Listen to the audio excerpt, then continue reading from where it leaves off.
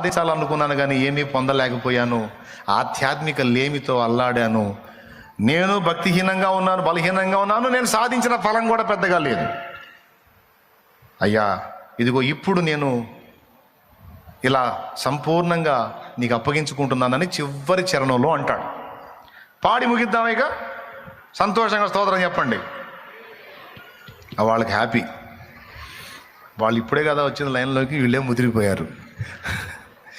ఆత్మార్పణ చేయకనే ఆశించితి నీ చెలిమి, అహమును ప్రేమించుచునే అరసితి ప్రభుని కలిమి.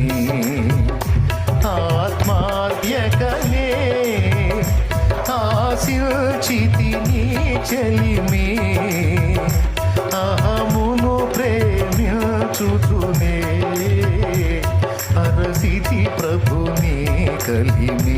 దాన్ని నీ ఆత్మ నీ ప్రాణాన్ని వాడుకొని నేను జరిగించాలనుకున్న పనులన్నీ జరిగించుకుంటా. పూర్తిగా నా వశానికి అప్పగించుకో. ఏదొచ్చినా నాది, అది నీది కాదు.